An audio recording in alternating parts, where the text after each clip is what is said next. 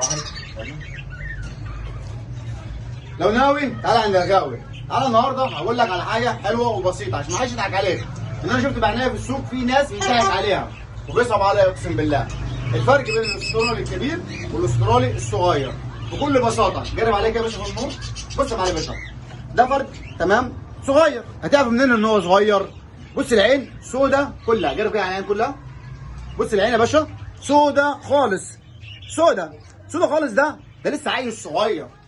لو رحت عند واحد بتاع عصافير زي حالتك كده وقلت له عايز جوز عصافير وطلع لك جوز زي كده وقال لك ده كبير، بقول له انت بتضحك عليا. ليه؟ العين سودا صغير لسه صغير. طب الفرق ازاي بين الكبير والصغير؟ هقول لك يا معلم الباشا الكبير والصغير. بص كده يا باشا،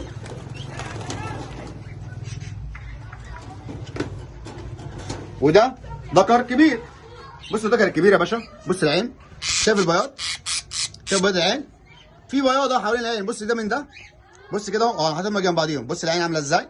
ده عينه سودا وده عينه بيضه. العين البيضه ده كبير شغال، اما ده زغلول، ده زغلول.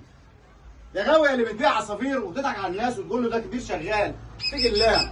انت لو عملت كده والله العظيم كله هيتعجب وكله هيبطل التربيه. ما تعملش كده.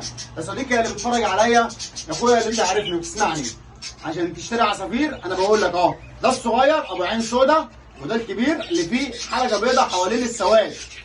طول ما البياض ده ظهر اعرف ان ده كبير شغال، لكن مفيش بياض اعرف ان ده صغير تمام مش كبير. ما تخليش حد يضحك عليك. معاك الفيديو بنقول لك كل حاجه بما يرضي الله، ما بضحكش عليك تمام؟ تابعني مش هتخسر حاجه صدقني.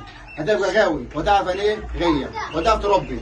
لو رحت عند حد وقلت له عايز جوز كبير شغال، بص على العين الاول. العين اهم حاجه، العين فيها بياض تمام، والبياض زي اعرف ان ده كبير شغال. لقيت اسود زي كده سواد خالص ما فيهوش ريحه البياض خالص في العين، مش هتعرف يبقى ده صغير. بص ده من ده اهو، انا مجرب اهو اهو. ده الكبير اللي في ايد اليمين وده الصغير اللي في ايد الشمال. لما تروح عند حد وتقول عايز جوز عصافير اعرف ان ده كبير واعرف ان ده صغير عشان ما اشك عليك.